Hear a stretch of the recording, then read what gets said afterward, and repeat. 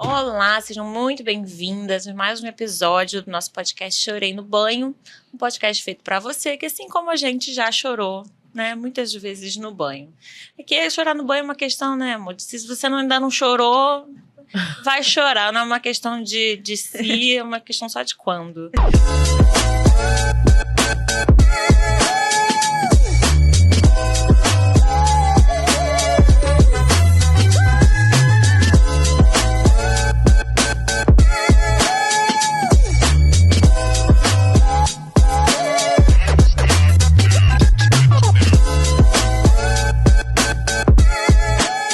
Hoje a gente vai falar sobre a amamentação, um ato tão desafiador. Estou aqui com as minhas amigas, Raquel Chagas, médica, psicanalista, mãe de gêmeos, Carol Peixoto, fisioterapeuta, especialista em sexualidade, saúde da mulher, mãe de 3 meninos. E eu sou Dani Miguel, médica, obstetra, mãe de 2 meninas. Vamos falar hoje, então, sobre a amamentação, né? A Organização Mundial da Saúde recomenda o aleitamento materno exclusivo até os 6 meses de vida, mas a gente tem os dados que no Brasil, menos de 40% dos bebês chegam nessa marca, né? Apesar de ser um ato biológico, amamentar também é social, emocional e diria para vocês que basicamente político também, né? Porque envolve rede de apoio, envolve informação, envolve um cuidado no emocional dessas mulheres, né? E queria aqui começar, né, sabendo um pouquinho da experiência, né, de vocês. Raquel, então, teve uma experiência super desafiadora que foi a amamentação de gêmeos. Me conta um pouquinho, Raquel, como é que foi? Como é que você encarou tudo isso? Eu tinha muito desejo de amamentar as crianças, apesar de saber, né, que seria muito desafiador, porque são 2. E aí, assim, eu cheguei à conclusão que a gente só consegue amamentar hoje em dia, basicamente, se você tem suporte. É muito difícil uma mulher que consegue. Tipo, cara, pra mim foi muito fácil, peguei, dei peito, amamentei, tudo certo. Eu passei por vários desafios, assim, tipo, as crianças nasceram com a que chamam de linguinha presa, né, o frênomo. O Antônio não precisou fazer nenhum procedimento, mas a Olivia precisou fazer a cirurgia. Já foi, né, aquele primeiro estresse, você com 3 dias de puerpério, seu filho vai pra cirurgia, e eu queria matar o dentista. Mas ela precisou fazer também. Ela precisou fazer. E aí, assim, eles nasceram levemente prematuros, de 36 semanas, saíram da maternidade com quase 2 quilos cada um, então eles não tinham uma mamada efetiva, fizeram um pouquinho de icterícia. Passei por todos aqueles floreios da amamentação, mas eu tive muito suporte, assim, eu tinha enfermeira que ia na minha, assim, tanto no hospital quanto na minha casa depois pra me ajudar. A gente fez translactação com o meu próprio peito, então, assim, meu próprio leite, então assim, eu tinha meio que amamentar 3, né, porque eu amamentava um enquanto eu tirava leite, eu amamentava o outro enquanto eu tirava leite, pra ter o leite pra fazer a translactação, né, que é aquela sondinha que bota no peito junto. E foi muito desafiador, assim, porque no início eles mamavam a cada 2 horas, assim, no máximo de intervalo. E aí, eles, enfim, eu terminava uma hora depois já estava na hora do outro, uma hora depois. Então, basicamente, assim, eu fiquei os 2 meses e meio da vida deles, assim, iniciais, só amamentando, assim.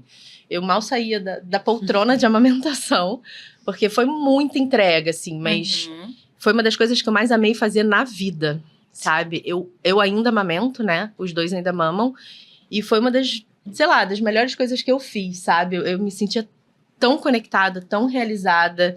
E depois que eles vão crescendo, você vai vendo que é muito mais do que nutrir, né? Tipo assim, tem toda a questão do vínculo, da segurança, enfim, da regulação emocional deles. E a amamentação, pra mim, assim, foi uma das melhores experiências da vida, assim. Como eles foram prematuros, com idade corrigida, eles mamaram exclusivo até 7 meses. Entre 3 e 4 meses, isso é uma coisa que depois é legal de falar, né? Eles começaram a não ganhar o peso suficiente. E aí a gente teve que, durante um mês, fazer complementação de fórmula. E eu me senti a pior mãe do universo. Eu saí da pediatra desolada, eu chorava. Como se fosse assim, tipo, não dei conta dos meus filhos, sabe? Porque tem toda uma questão de pressão que depois, psicológico, né? E uma sensação de que eu tinha falido como mãe ali, sabe? Depois a gente conseguiu tirar a fórmula de novo. Acho que meu corpo deu conta daquilo ali. E aí eles mamaram até 7 meses, só leite materno.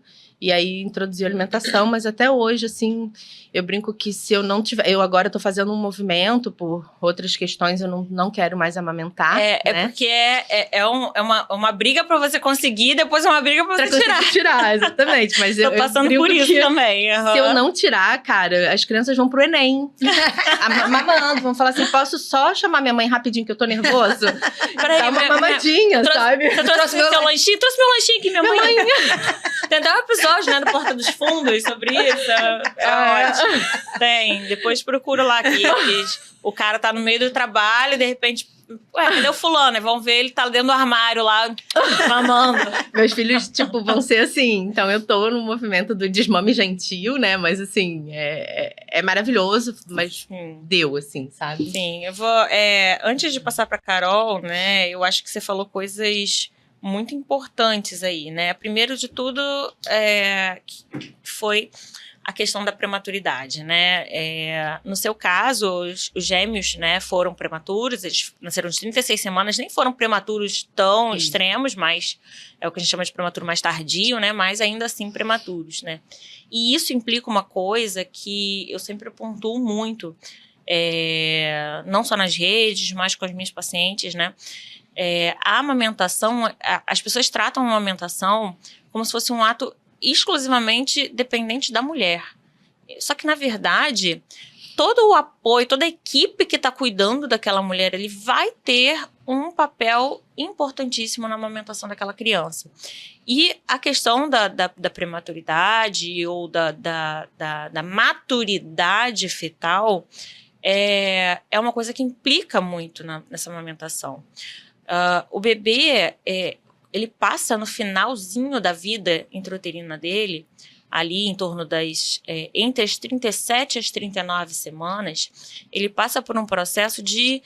Eu gosto de falar que é um refinamento, né? O bebê já está todo formado. Acima de 37, ele já não é mais considerado prematuro. Mas é um período em que ele produz certas substâncias que vão fazer com que o amadurecimento pulmonar termine, né, com que ele se adapte melhor ao meio externo. É nesse período que ele vai aprimorar o reflexo de sucção, né? Então, um bebê que nasce de 39 semanas é completamente diferente em questão adaptativa do que o bebê que nasce de 37. Inclusive na questão da sucção. O bebê que nasce prematuro, ele é um bebê que ele tem uma maior dificuldade de sugar. Então, quando a gente pensa numa cesariana eletiva, por exemplo, né, o que era muito feito antigamente, inclusive Carol, né, a gente conversou isso no podcast que a gente falou sobre o parto, você fazer uma cesariana eletiva com 37 semanas assim, né, é um absurdo no ponto de vista de, tipo, aquele bebê ainda não está pronto, sabe? Ele pode não ser mais considerado prematuro, mas é um bebê que ainda não está pronto, ele ainda tem muito a desenvolver. O que é diferente de uma paciente que realmente entra em trabalho de parto espontâneo com 37 semanas, aí você não tem o que fazer. Mas você fazer uma cesariana eletiva, eu quero uma cesariana eletiva, tudo bem. Mas espera até 39 semanas, pelo menos, porque a gente já passou por esse período que o bebê já está mais espertinho. Então, ele nasce melhor, ele se adapta melhor, ele suga melhor, né? Então, o papel da amamentação, ele primeiro nasce no médico obstetra. Sem contar com 39 semanas. 37, será que tá com 37 mesmo? Exatamente. Será que não tá com um pouquinho menos? Exatamente. Mas já tá com 38, será? Que ainda exatamente, não tá com 38? Ainda tem isso, não tem como ter certeza absoluta. Exatamente, né? Tem isso. Então, assim, são essas questões, né? Além disso, né? Todo o cuidado que aqueles profissionais, tanto o pessoal da obstetrícia quanto o pediatra neonatologista vão ter nas primeiras horas, nos primeiros dias de vida, aquilo vai impactar diretamente na amamentação daquela mulher. Então, se você pega um bebê, quando a gente nasce com 3 drives, né? Se nutrir, sobreviver e se reproduzir. Então, quando o bebê nasce, se reproduzir é uma coisa que tá meio adormecida ali, o bebê, né? O bebezinho acabou, não vai pensar em se reproduzir. Então, ele vai sobreviver e se nutrir. Então, se quando você nasce, você coloca aquele bebê longe da mãe, num berço frio, você manipula esse bebê, você aspira esse bebê, você, né? Você já tá colocando aquele bebê num ambiente totalmente inóspito em que ele libera mediadores de estresse. Ele pensa assim, caraca, eu tô num ambiente completamente inseguro, eu preciso sobreviver. Então, se nutrir é a última coisa que ele vai fazer. Ele não vai ativar os reflexos de sucção, ele não vai buscar a sucção, ele não vai buscar o peito. Ele vai ficar preocupado em sobreviver. E é legal pra exemplificar isso, Dani, porque às vezes vê um bebezinho ali, acha que é um boneco. Né? E se for comparar com a gente se é colocado numa situação de estresse, não tem um monte de coisa que acontece, que a gente sente. A gente sente dor de barriga, a gente sente palpitação, a gente sente não quer comer direito. Exatamente. A gente sente uma porção de coisa. Sim. Luta ou fuga. Exatamente. Então acontece a mesma coisa com o bebê, só que a criança não fala. Exatamente. E com ele vai reagir de outras formas, não mamando, por exemplo. Exatamente. Né? E a gente acha que... eu que não tô sabendo, eu que não tenho leite, eu que não sei, não tô preparada. Não. Exatamente. E aí entra o profissional, né? Isso. E aí entra o profissional. profissional.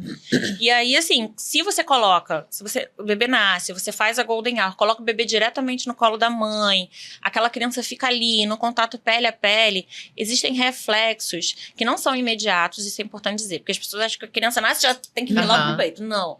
Aquilo ali vai demorar ali em torno de uns 30, 40 minutos para começar aquela criança a buscar o peito, mas a criança busca o peito sozinha. Tem um vídeo muito legal que eu vou tentar deixar aqui na descrição, que é um vídeo que a criança tá no colo e a criança vai meio que, esse termo em inglês chama crawling, né? A criança vai meio que engatinhando e vai buscando, fica com aquela, né? Até achar o mamilo e começa a mamar. Então, assim, é uma coisa que ela é muito natural, fisiológica, que se a gente interfere, a gente cria ali óbvio, não há nada, né, tipo, também para não criar uma coisa na cabeça das pessoas de, caramba, meu bebê nasceu mal, precisou de ressuscitação no Natal, não sei o quê. Cara, foi uma situação extrema. Passou aquilo ali, vamos dar o reset e vamos botar esse bebê no máximo de contato pele a pele possível e tudo para esse bebê, né, ativar ali o sistema dele. Mas se a gente interfere muito pouco nesse momento, a gente tem uma chance maior. E aí a gente é um bebê que mama logo na sala de parto, a mãe fica mais confiante. Né? A gente muda todo um aspecto que você, como... Tô hoje, minha memória está... Mas você entende muito mais que a gente, né, Raquel? Assim, você mexe ali na confiança da mãe. Então, esses fatores, eles são muito importantes. Você teve uma equipe, né, que te ajudou, que te deu um suporte. Totalmente diferente quando a gente tem uma sogra, uma mãe que fala, eu não consegui amamentar, então você também não vai conseguir. Né? Não, dói mesmo.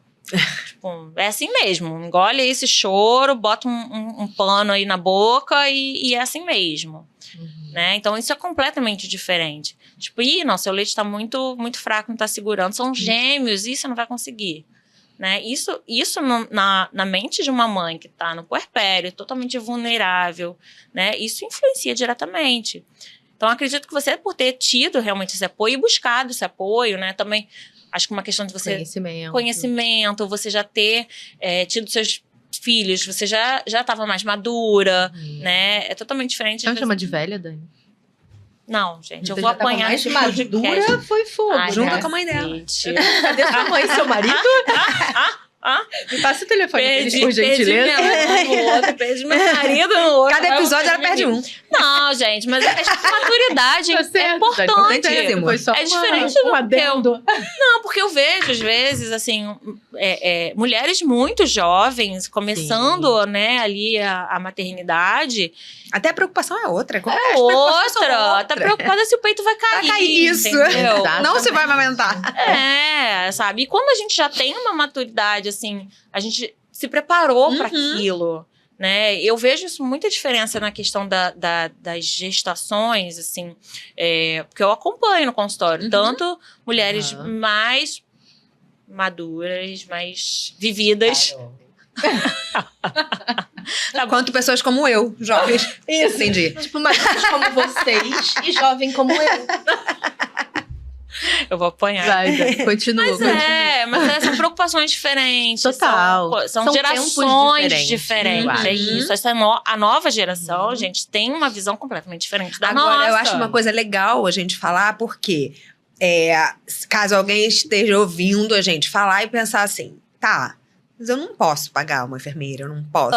Eu tô no SUS. Informação é gratuita. Mas eu vou te falar, às vezes no SUS, Sim. você consegue, bancos de leitos, você consegue informações muito boas, melhor exatamente, do que no pediatra do plano. Mas nem isso elas sabem. Isso. É falta de acesso à informação. Exatamente. Então, se informa.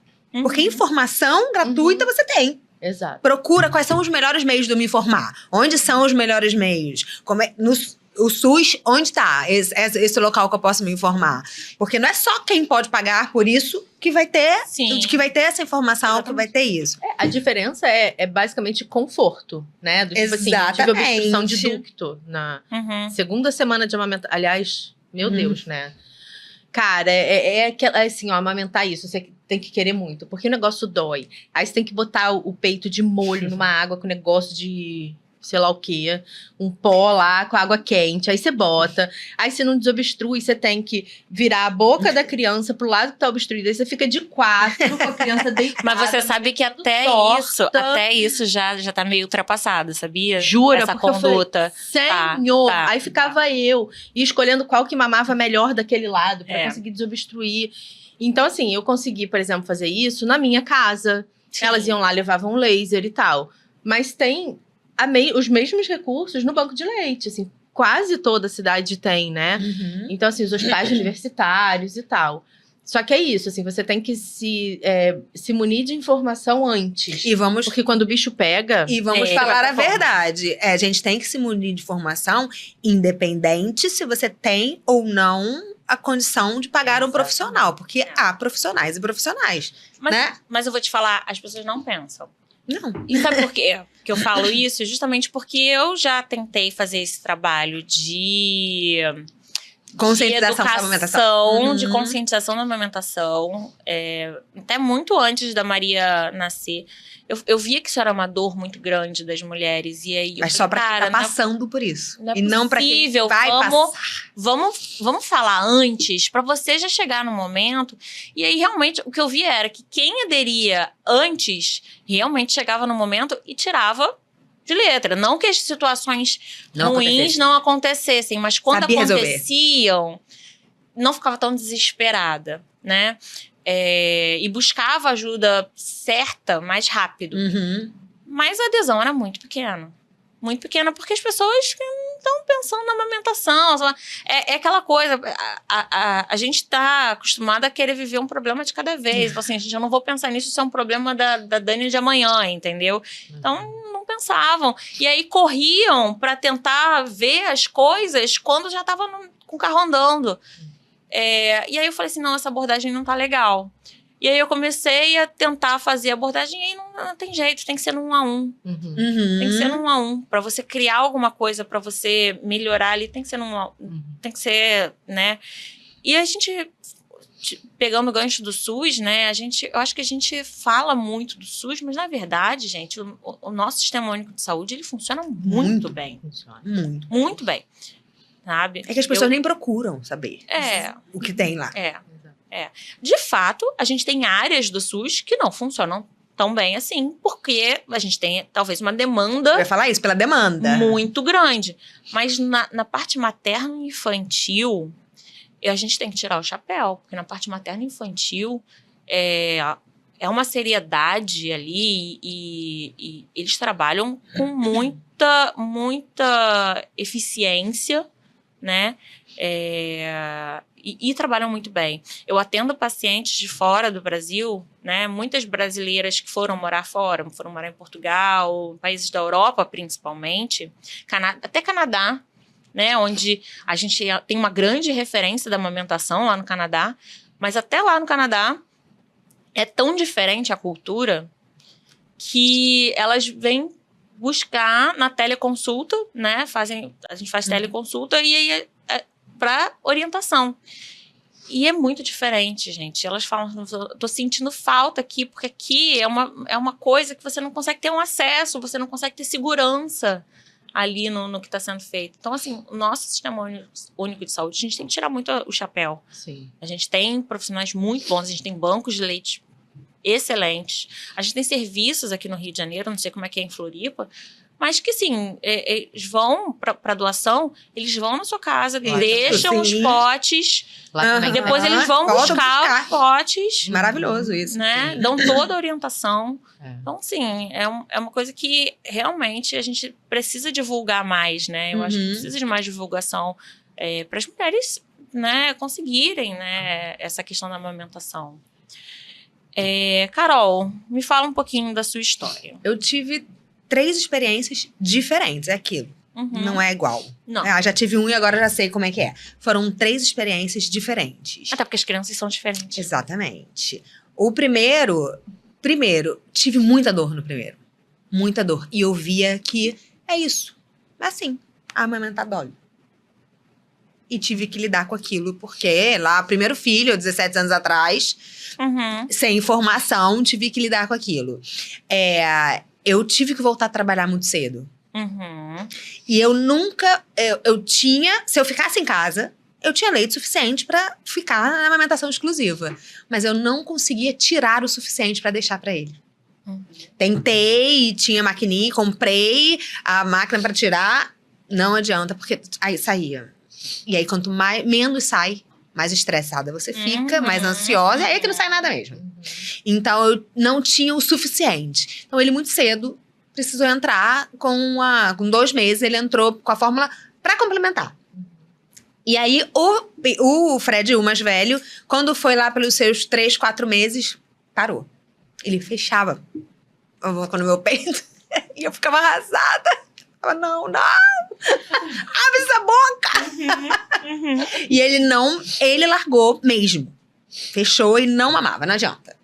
E aí, então, ele com 4 meses eu parei. No do Pedro, eu falei, não, até 6 meses, pelo menos, ele vai ter que ir.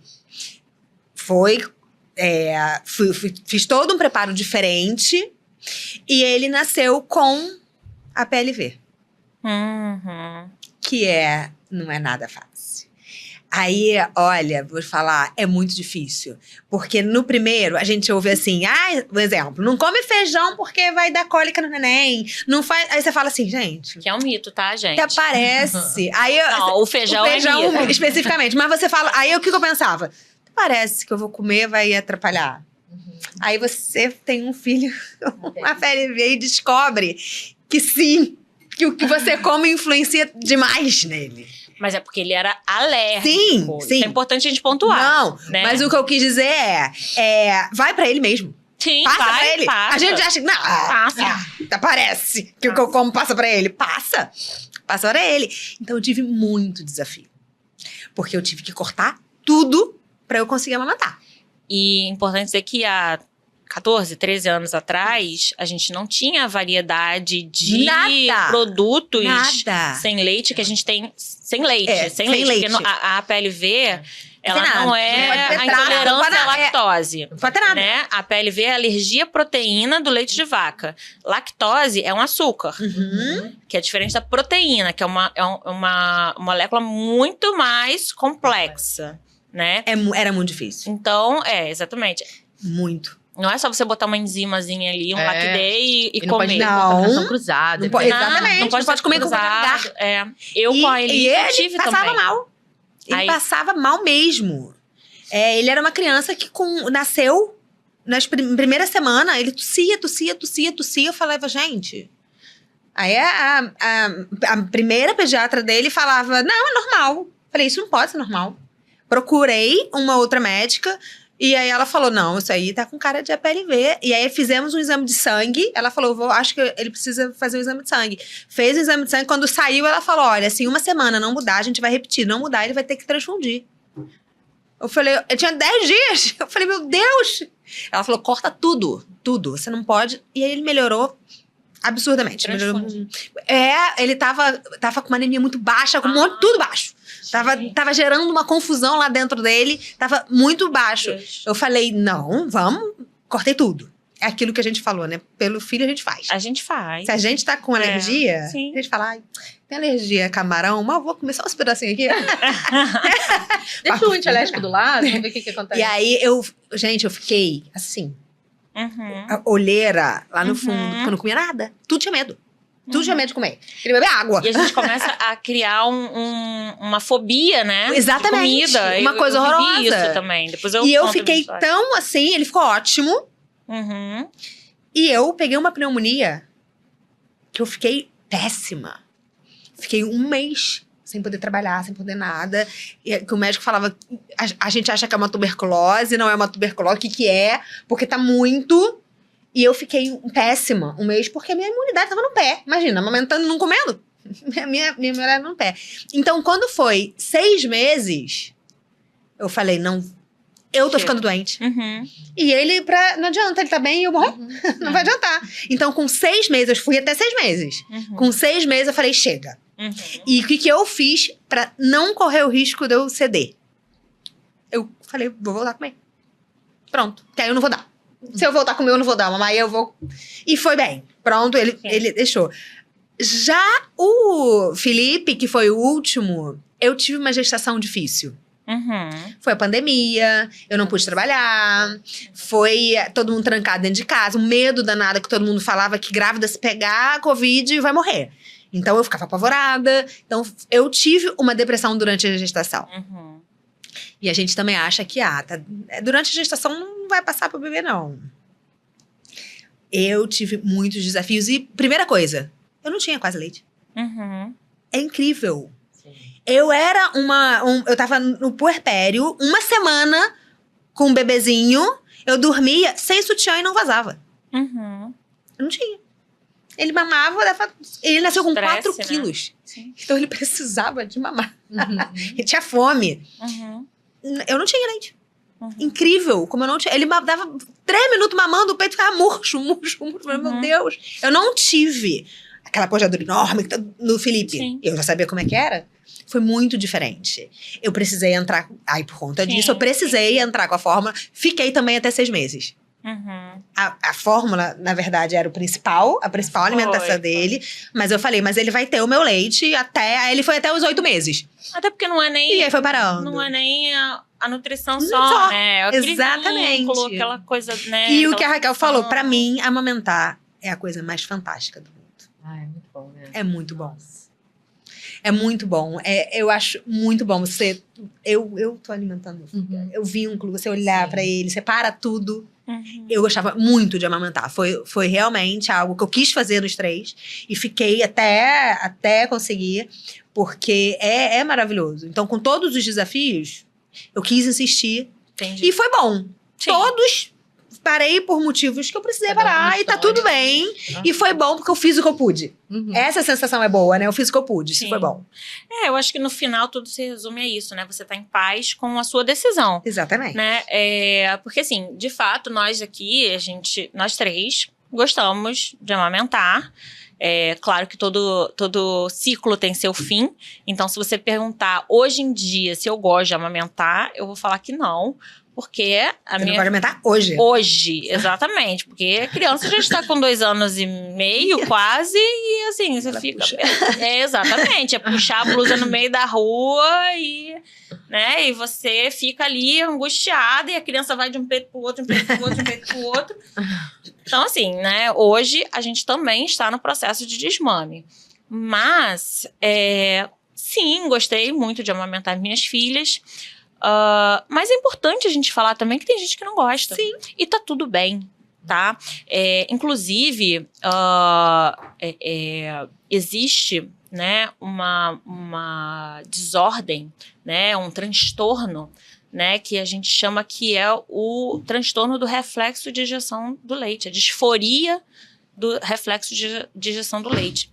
Existem mulheres que quando a gente tem a liberação de ocitocina e o reflexo, aquele reflexo de ejeção, sabe? Quando o peito dá aquela formigadinha e solta o leite, que geralmente acontece em torno de 1 minuto depois que a criança começa ali a sugar.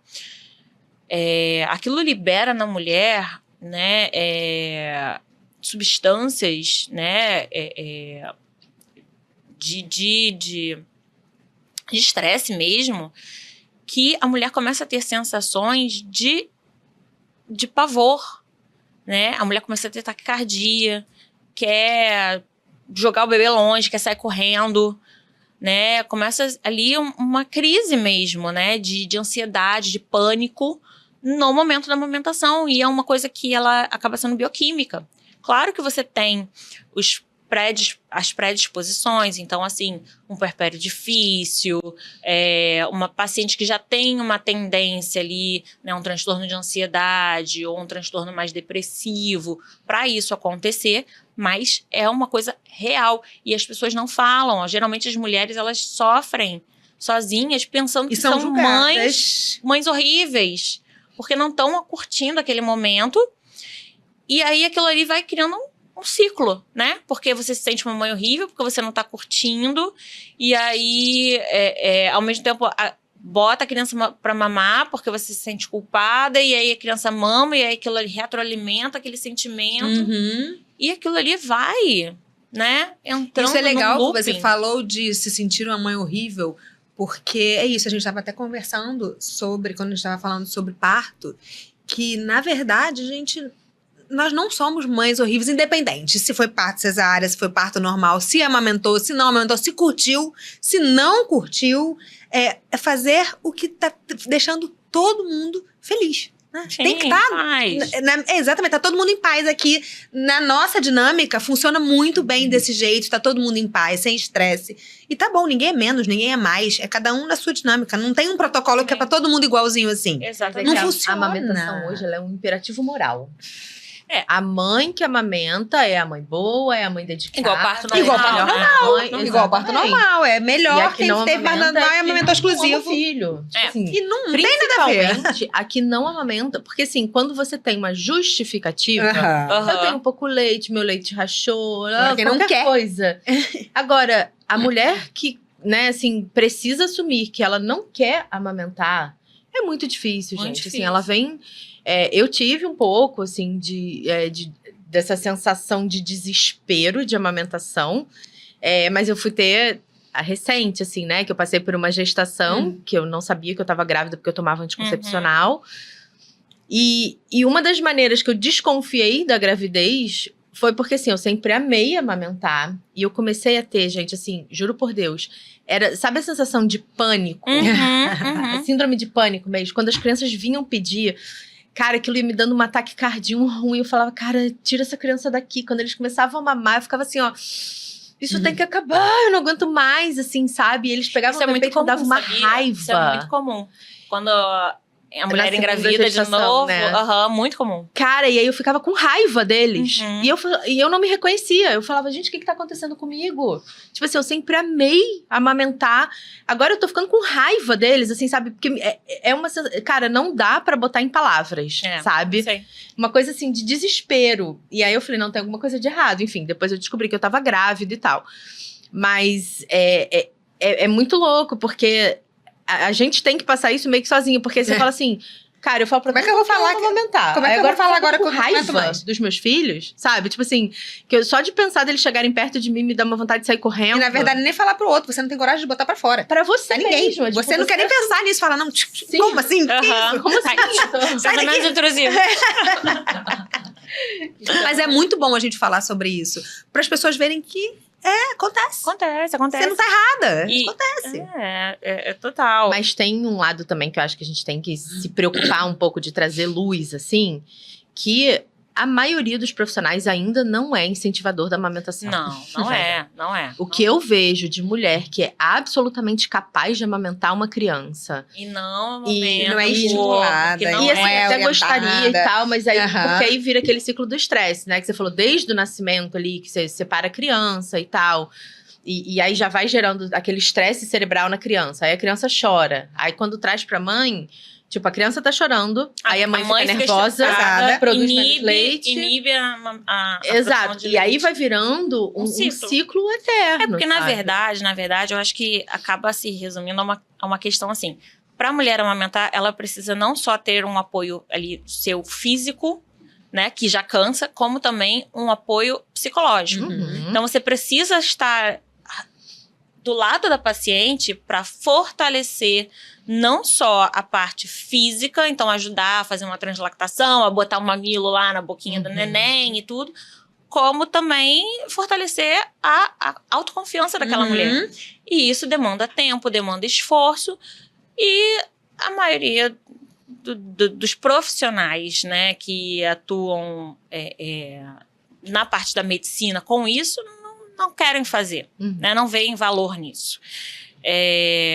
Então acaba sendo um trabalho mais ali da fono, da fisioterapeuta, que a gente vai falar daqui a pouquinho, o papel ali da fisio na amamentação, mas da enfermeira. E aí, o pessoal da medicina, né, que é mais dono de si, né, tem aquele ego, né, ainda fica bravo, né, pela interferência dos outros profissionais. Gente, que absurdo, né? Mas acontece muito, a gente vê muito isso, né? Tipo, contratou enfermeira de amamentação. Que bom que contratou uma enfermeira de amamentação. Você vai fazer esse papel? Se você não vai fazer, então pelo menos não atrapalha, né? Deixa a enfermeira fazer o trabalho dela, né? Deixa a osteopata fazer o trabalho dela, sabe? Mas é isso, demanda tempo, demanda dedicação daquele profissional. E aí, quando a gente passa nessa questão, né? Voltando um pouquinho no que vocês falaram, dessa rigidez da mulher se não amamentar, eu acho que todo o processo em que a gente tem que mudar uma mentalidade global, né? Então, mudar uma cultura, a gente precisa, de fato, às vezes, ser um pouco mais enfático. O problema é que as pessoas pegam essa bandeira e levantam, né? Como se todo mundo tivesse que amamentar. Não, peraí, tem a mulher que não consegue mesmo, tem a mulher que não pode. A gente precisa acolher essas mulheres também, né? Tem a mulher que não quer e a gente precisa acolher essas mulheres também. Mas sempre levantando a bandeira para as que querem, para as que conseguem também se sentirem fortalecidas. Para as que estão na dúvida. Exatamente. Entenderem e falarem, então é assim. Consigo. Né? Se eu fizer isso aqui, talvez eu consiga um caminho. Então, é isso, né? E amamentar é muito cultural também. Muito cultural. Né? A gente tem ali o ato da amamentação vindo lá desde da nobreza, né? Onde as crianças elas eram mandadas para os campos para serem amamentados pelas amas de leite, só voltavam quando tinham 4 anos. Né? O patriarcado, ele não estimula a amamentação, por quê? Quando uma mulher está amamentando, a mulher não pode reproduzir. Fica mais difícil da mulher reproduzir. Então, como é que ela vai dar filhos? Então, a criança nascia, era mamadeira de leite de vaca, ou então vai para ama de leite e vambora, bota essa mulher aí para ter mais filho. Né? Então, tudo isso é cultural, veio já pra gente dessa forma. E hoje em dia a gente está ressignificando o processo de amamentar. Quando a mulher saiu para o mercado de trabalho, né, essa mulher, ela trabalhava muitas vezes na casa de outras pessoas, amamentando os filhos das outras mulheres. E ela saía para o mercado de trabalho, começou a surgir as primeiras mamadeiras, que era uma coisa nojenta. A primeira mamadeira, gente, feita na Inglaterra, era uma coisa nojenta, mas era ali que a criança bebia o leite de vaca, né? Então, tudo isso, né, foi se criando uma cultura da mamadeira, para a mulher poder sair para trabalhar. Foi criando a cultura de que amamentar era coisa de pobre. Por quê? Quem estava lá na nobreza, as burguesas de mais alto escalão, davam os filhos para outras mulheres amamentarem. Tá? Não, amamentar né? Por que a sua avó fala que amamentar é coisa de, né? Porque, realmente, quem amamentava? Era a camponesa que estava lá, era a ama era salvação de leite, até, né? Conseguir dar o leite porque não tinha comida. Não tinha comida. Então, ó, vai amamentar lá com a fulana que... Então, tudo isso, né, cria uma cultura que já vem do nosso DNA. E é difícil mudar, né? Que é difícil, mas a gente não sabe nem por que a gente pensa daquela forma. Mas a gente pensa porque já veio lá de gerações passadas. Então, acho que todo um processo que você vai mudar numa cultura, ele precisa, de fato, ser mais agressivo. Então, se você vai mudar a cultura do parto cesarista, você precisa, de fato, ser mais agressivo. Agora, ser mais agressivo não significa você generalizar. Você botar aquilo aí como uma regra para todo mundo. Se você não amamentar, você não vai ser mãe. Gerar sofrimento em outras... Gerar um sofrimento. Porque aí você está gerando sofrimento de qualquer forma. Né? A gente precisa ter essa questão de ser mais enfático, mas levando em consideração ali que no 1 a 1, cada mulher é diferente. E trazer isso para a mulher também. Assim, olha só, o movimento acontece por causa disso, mas você não estar amamentando não significa que você é menos mãe. Olha a sua estrutura, olha tudo, né? Você não quer? Tudo bem. Você tem acolhimento aqui, você tem um espaço, você tem, né? Você não está errada, né?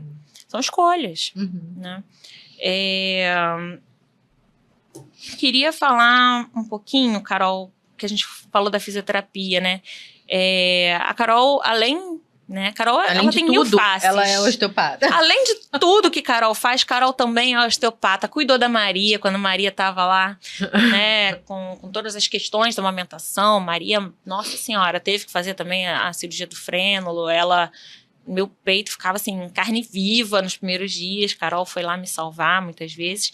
Carol, fala aí, qual o papel da osteopatia na amamentação? Então, é importante a gente lembrar que o bebê é um bebê, mas ele tem músculo. E ele tem tensão. A gente acha que só quem tem tensão é a gente que tá mais velho, com preocupação e boleto para pagar. Não, mas a diferença é que o bebê tem tensões por posição. Normalmente, as tensões do bebezinho vêm pela posição intraútero, pelo parto, e que não foi alguma coisa errada. Posição, ele ficou numa posição, ficou com a cabecinha mais para um lado do que para o outro, e gerou um desequilíbrio. Isso também interfere na amamentação, porque o músculo tá puxando mais de um lado que do outro, assim como o frênulo. Se o bebezinho tá com a língua que não consegue fazer o movimento, ele vai fazer o esforço com todo o resto. E que vai gerar ainda mais dificuldade.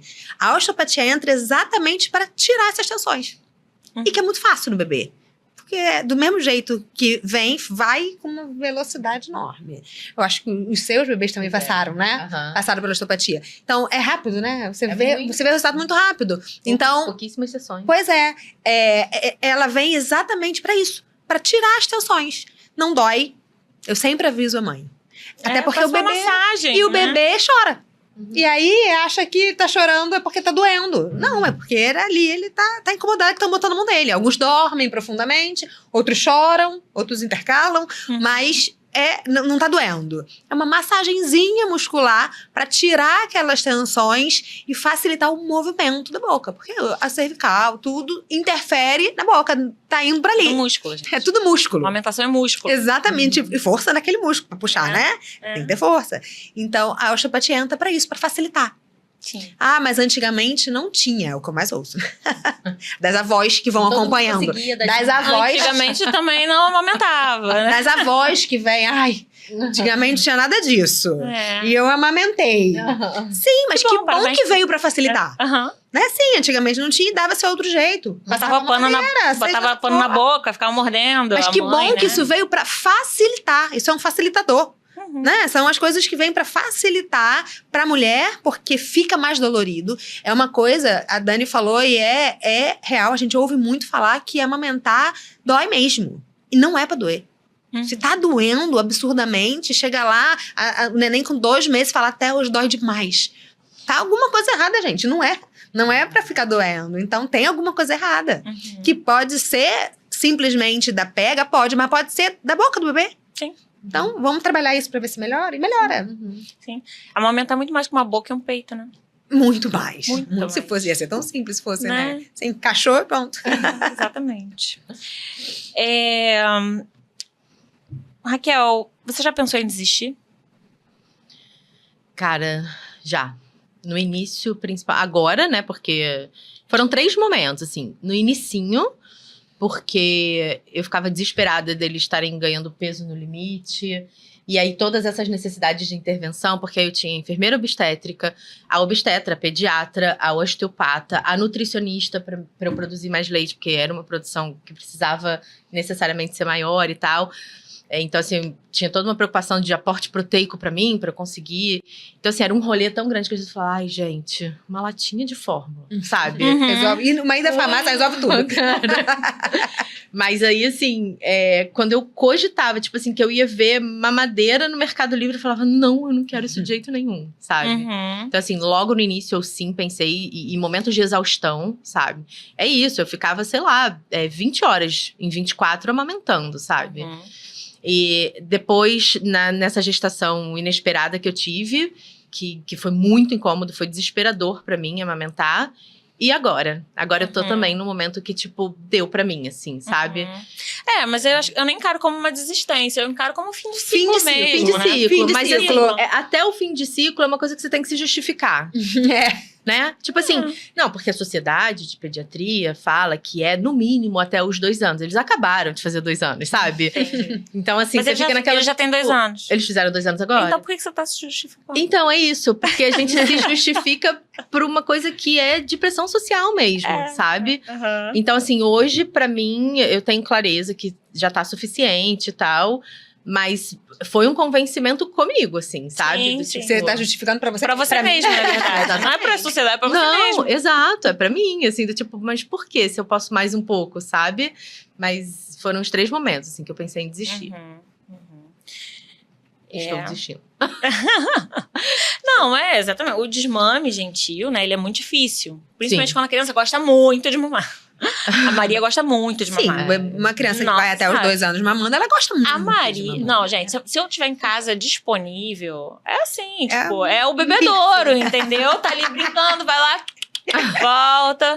E aí chega uma hora, gente, que você, tipo, dá essa agonia, assim, tipo, não aguento mais, sabe? E aí, quero ter meu peito de volta, Meu sabe? corpo, né? Vamos passar um banho nela, que eu entro com ela no banho, minha filha, a criança vem. Então, isso tudo a gente tá trabalhando, né? O desmame gentil, ele é gentil, como o nome diz, né? Ele é demorado. Não vai ser em uma semana que você vai conseguir fazer um desmame gentil. Então, a gente tá nesse processo desde que ela começou a fazer 2 anos. Agora, a gente tá começando a evoluir mais, né? Ela tem mamado só uma vez, ao acordar de manhã. E eu vou te falar que, assim, eu acho que eu não conseguiria fazer esse processo sem o apoio do Jaime. Eu acho que o pai, o parceiro, o companheiro, a rede de apoio, ela tem um papel fundamental no desmame, né? No apoio do desmame. Porque aquela criança, ela precisa, além da mãe, né, reconhecer na mãe uma fonte de aconchego extra-peito. Então, quando a Maria vem pra mim, eu falo, filha, você não tá com fome? Você tá com sede? Às vezes ela tá com sede. Aí eu pego, dou um copo de água pra ela fica bem. Às vezes ela vai ficar deitada. Às vezes ela quer. Eu falo assim, você quer ficar com a mamãe? Então vamos fazer aqui, vamos dar um abraço. Fica aqui, ó, faz um carinho na mamãe. E ela fica fazendo carinho na mamãe. Tem vezes que ela vai chegando com a boquinha perto assim, ó, tentando me enrolar. Vai fazendo carinho, Mas eu falo, você quer dar um abraço? Fica aqui, vamos ficar sentadinho aqui no colo da mamãe. Tem vezes que nem isso adianta, e aí o pai tem que entrar na jogada e falar assim, não, vamos aqui, vamos lá dar uma volta. Vamos fazer uma outra coisa.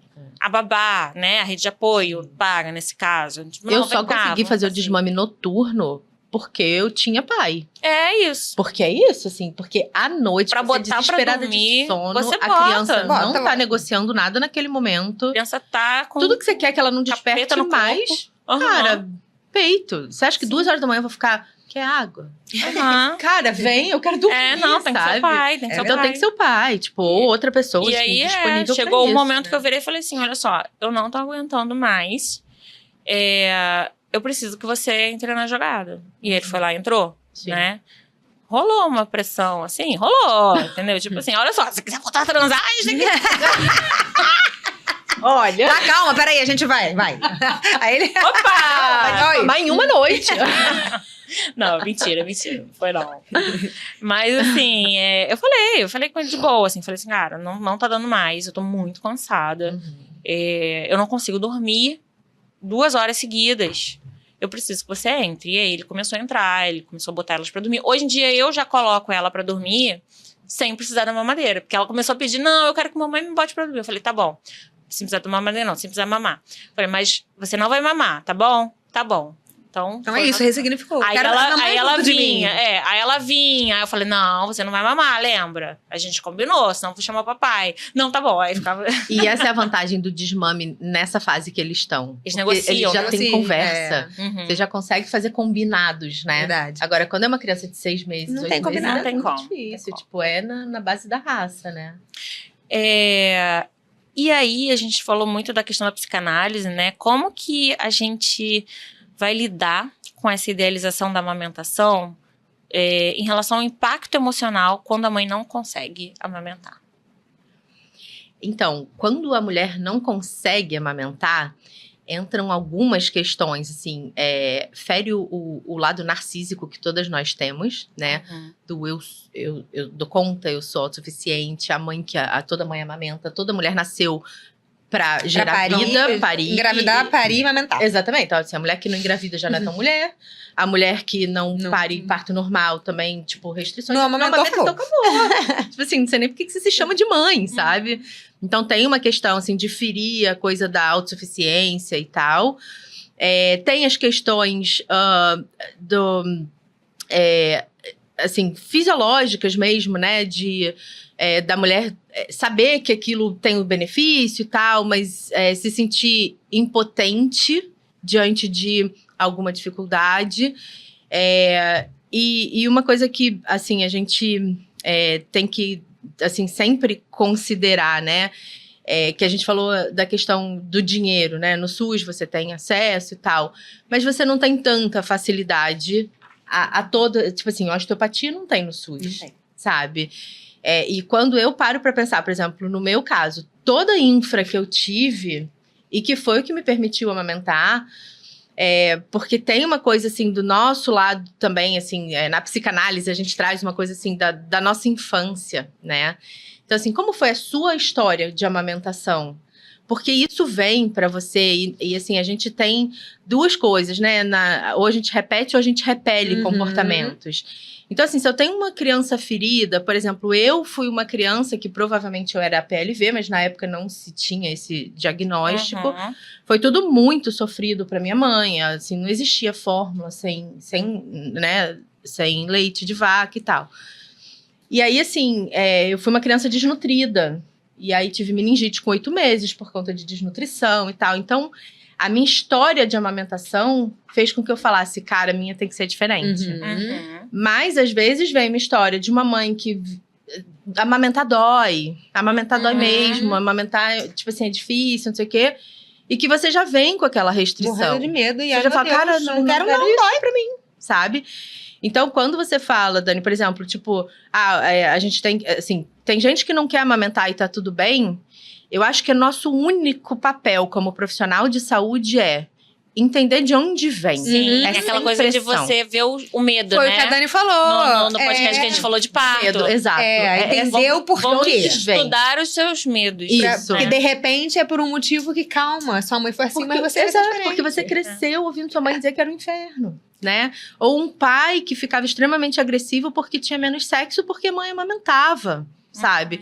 Tem muitas nuances, né, do seu passado, enfim, da sua criança, que você tem que avaliar. Porque, assim, não é o esperado de um instinto materno não querer amamentar.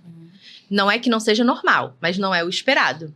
Então, quando isso acontece, cabe a gente, como profissional, entender de onde vem, mostrar para essa mulher caminhos que ela tem para trilhar, estudar, fazer psicoterapia, sabe? Tipo, ver o que ela quer. Pra decidir informar. E aí ela decidir munida de informação e com saúde mental, sabe? Porque é isso, podia ter uma depressão intragestação, como você teve com o Felipe, sabe? Então, assim, tem muitas coisas que podem acontecer. Então, assim, você entender a psique da pessoa também, minimamente, para conseguir dar esse suporte de forma adequada, é muito importante, assim.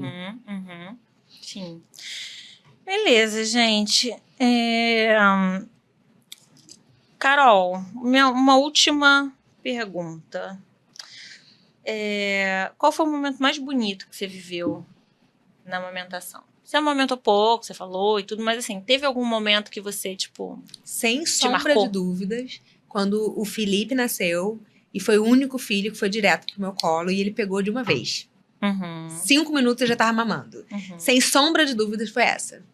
O Pedro também foi pro meu colo. Ele nasceu e foi pro meu colo. Mas assim, nasceu, o médico ele botou a boca, falou, mama. Não mamou, tirou e botou. Então eu fiquei meio... Só pra falar que botou, né? O Felipe não, ficou e mamou. E ficou um tempão ali mamando. Falei, gente, ele acabou de nascer e já está mamando. Então, sem sombra de dúvida, essa foi a que me marcou mais. E você, cara? Ou você, Raquel? Eu acho que ia amamentar os dois ao mesmo tempo. Eu acho que quando eu consegui, tipo, uma sensação de, caraca, agora eu dou conta dos dois, assim. Mulherão. Mas eu sou muito foda, sabe? Tipo assim, caraca, sabe? Eu tô dando conta dos dois sem ninguém pegando no meu peito, sabe? Eu acho que foi a primeira vez que eu consegui botar os dois sozinha, tipo, foi de madrugada que isso aconteceu, eu sentei no chão, eles eram muito molenguinhos, assim, e aí eu achei o encaixe perfeito e tal, os dois pegaram, eu falei... Dei conta sozinha, agora eu não preciso mais de ninguém, sabe? Só que não, né? Não, era só pra dizer que eu conseguia, não era que eu iria fazer, né? Não, gente, tô brincando, fica todo mundo aí. Eu acho que foi o meu momento mais mágico, assim, de falar, caraca, nós três, assim, sabe? Legal. Muito bom. Bom, gente, estamos chegando aqui no final do nosso podcast, ó. Vamos ter que beber? Agora a gente vai pro nosso quadro do Eu Nunca. Pra quem não conhece, o nosso quadro do Eu Nunca, a gente fala uma frase, começando com Eu Nunca, quem já fez o que a gente falar. Tem que dar uma bebidinha aqui, hoje o nosso patrocinador... É outro. Vamos lá, vamos começar. Vou começar? Posso começar? Pode. Eu nunca me senti culpada por estar dando fórmula pro bebê. Culpada, insuficiente, Isso. uma péssima mãe, tem vários... Depende do dia. Mas engraçado, às vezes que eu me senti culpada, eram vezes que eu tinha que dar na presença de alguém que eu achei que estava me julgando. Como a nossa cabeça funciona, né? Loucura. Porque, por exemplo, a Elis, ela mamou... a Elis também era a PLV, né? Na verdade, ela ainda é, até hoje, ela tem a dieta restritiva, né? Não tanto quanto quando ela era pequenininha, mas ainda assim... Pedro demorou também. Ela tem, né? E aí, assim, eu amamentei ela até 1 ano e 4 meses. E foi uma amamentação que depois dos 6 meses foi uma amamentação muito difícil, porque eu cheguei a 42 quilos por conta da dieta restritiva. Então, eu era assim... Pele e osso. Pele e osso, praticamente. E aí chegou um ponto que eu não estava conseguindo mais, eu já estava trabalhando e não dava. E aí não saía leite, sabe? E até que eu levei a extração por muito tempo. Mas eu estava muito cansada. Muito cansada. Porque assim, chegava em casa, tinha que extrair e tal, enfim. Resolvi comprar lá a fórmula hidrolisada e dar pra ela. E aí, quando eu dava em casa, eu até dava de boa. Mas, assim, quando eu tinha que sair com ela pra rua, que eu levava, eu via as outras pessoas olhando, eu sentia uma culpa, assim, uma vergonha. Mas é isso. Geralmente vem pelo medo do julgamento mesmo. É por isso. A culpa vem por isso, pelo medo do julgamento. É isso. Vai, Raquel. Eu nunca, no meio da madrugada, abri site de compras pra procurar a fórmula, mamadeira, qualquer coisa pra não ter mais que amamentar de madrugada. No auge da exaustão. Eu não. Também não. Eu não.